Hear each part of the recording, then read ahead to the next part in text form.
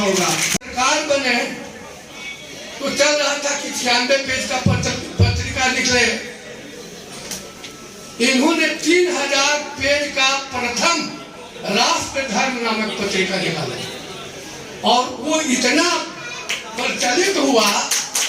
उसमें कार्टून था, कार्टून में बुढ़िया चूल्हा झोंक रही है, खीर बना रही है, कूदा खीर खा के चला गया, चरखा टूट रहा है।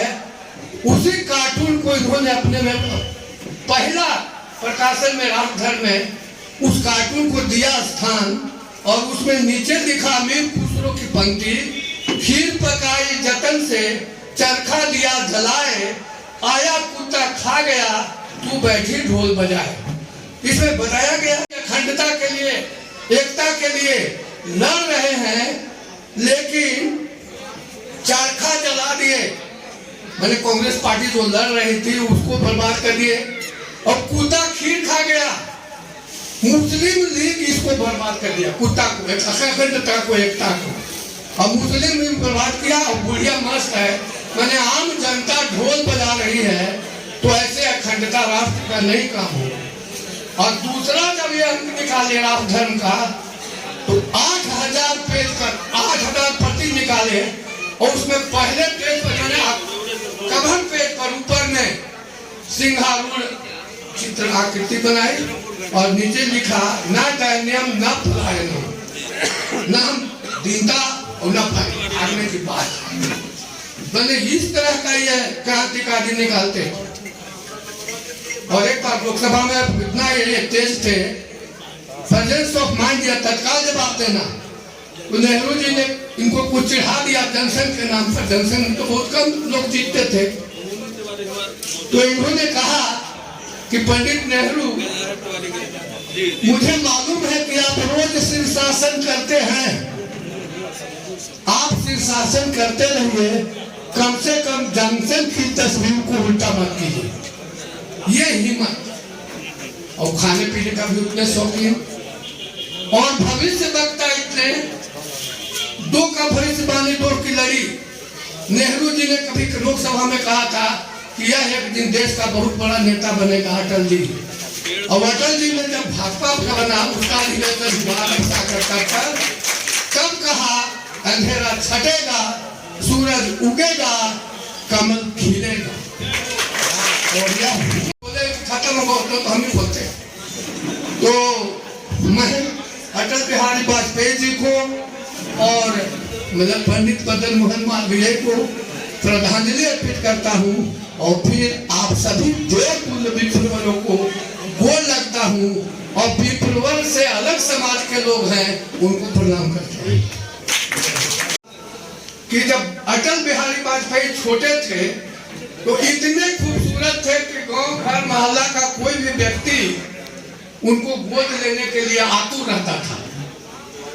और जब वो 6 वर्ष के हुए तो अब ये परंपरा खत्म हो गई है। 6 वर्ष के होने पर हम लोग भी खाली छुए थे।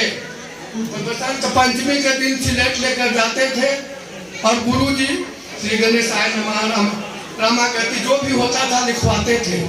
इनको ओम लिखवाया और गुरुजी ने कहा कि इस पर 5 बार खाली रगड़ो। अटल जी ने 5 बार हूबहू पहला दिन बना दिया। तो गुरुजी ने इनके माथे पर हाथ रखा कि तुम सचमुच अटल हो और अटल रहोगे। गुरु का आशीर्वाद मुझे लगा। अटल जी 16 से आने हुए तो इन लोग का 3 बहन और 4 भाई थे, या 4 बहन 4 भाई थे जो भी। तो बड़ी बहन थी बिमला। बिमला वो खेलते थे, वो खेलते थे कबड्डी, पेड़ पर चढ़ने का काम, जो समय का खेल था गुल्ली डंडा। तो बहन के साथ खेलते थे गुच्छी, पैसा उसमें डालो जिसका हो। हम लोग भी खेले हैं, अब नहीं खेलते, अब कहीं नहीं होता है। तो वाजपेयी जी क्या करते थे कि जब पैसा देखे कि अब हम हार रहे हैं तो पूरा पैसा लेकर भाग जाते थे। तब बिमला कहती थी कि अटला, तो ये कहते थे पिलौटिया। ये इनका खेल भाव था। और जैसे जैसे पढ़े तो पढ़ने गए एमए पढ़ रहे थे, फिर लॉ पढ़ रहे थे, फिर इनके पिताजी भी साथ पढ़ रहे थे, तो दोनों का एक ही सेक्शन में नाम था। मानव संपन्न देश बना करके हम भारतीयों में सराहनीय जोश का संचार किया। दोनों साहित्यकार थे, दोनों राजनेता थे, दोनों सामाजिक व्यक्ति थे और इस देश के लिए दोनों व्यक्तियों ने बहुत कुछ किया। आप तमाम वक्ताओं से सुनेंगे भी उनके कृतित्व के बारे में, और हम सभी ने पढ़ा और जाना भी है। परंतु सवाल ये नहीं कि टूटा या बचा शीशा, सवाल ये है कि पत्थर किधर से आया। हम इनकी जयंती मना रहे हैं आज, तो इनका जो जन्म है, इनका जो जीवन है, इसलिए मना रहे हैं क्योंकि हम इनसे कुछ सीख पाए। आजकल जो हम जिस समाज में रह रहे हैं, एक पंक्ति है कि ओ जनाब क्या किए क्या कर गए, एमए किए, बीए किए, एमए किए, नौकरी की, पेंशन मिली और मर गए। आज मुझे ये कहना पड़ रहा है, जीवन की 4 अवस्थाएं हैं, आप सभी जानते हैं, और एक उम्र होता है जिसमें समाज के लिए कुछ करना रहता है। ऐसे तो युवा पीढ़ी जो है आजादी के पहले, आजादी के बाद और समाज के लिए हमेशा अपने कंधे पर बोझ ढोते आई है। लेकिन सबसे बड़ी बात कि हम इनके जीवन, इनके आदर्शों से सीखे। इतिहास क्या है? इतिहास, इनका जो जीवन है वो एक चिंगारी की तरह है। जैसे राख में एक चिंगारी होता है ना, वैसे ही इतिहास है, और उस चिंगारी से बड़ी आग लगाई जा सकती है। तो हम इनके जीवन से, हम अपने इतिहास से सीखें और समाज के लिए बहुत कुछ करें। हम कह सकते हैं कि जीवन तो वैसे सबका है, तुम जीवन का श्रृंगार बनो, इतिहास तुम्हारा राख बना, तुम राखों का अंगार बनो।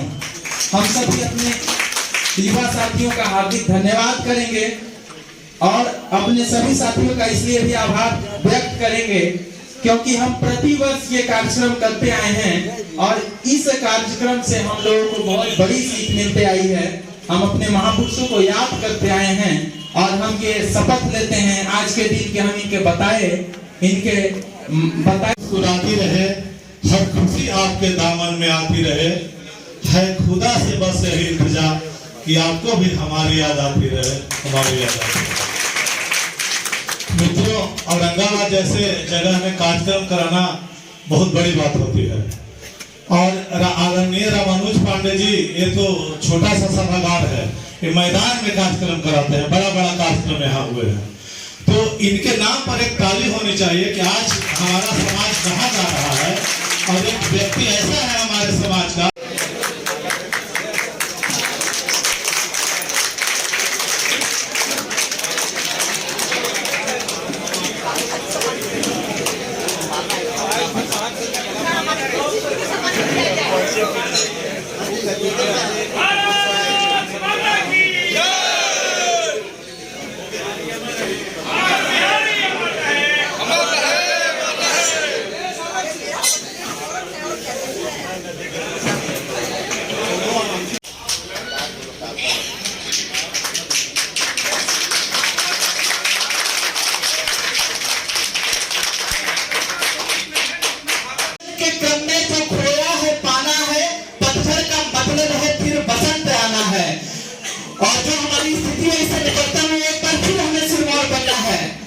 राजवंश से उठे तो राज मुकुट टूटे तो सीतापति राघव से राज महल छूटे तो आशा कटहार पार सागर के एक बार, आशा कटहार पार सागर के एक बार, पत्थर में प्राण फूंक से तू फिर बनाना है, पत्थर का मतलब है फिर बसंत आना है। और बहुत कम समय लेते हुए आज पंडित मदन मोहन मालवीय जी और वाजपेयी जी की जयंती है। वाजपेयी जी एक उत्कृष्ट हिंदी के कवि भी रहे हैं और हमारे समाज को आगे ले जाने के लिए क्या करना है उनकी एक कविता में इस बात को बताई गई है, ये रास्ता दिखाया गया है कि कैसे देश आगे बढ़े, कैसे समाज आगे बढ़े। तो उनकी उस कविता के साथ मैं अपनी बात को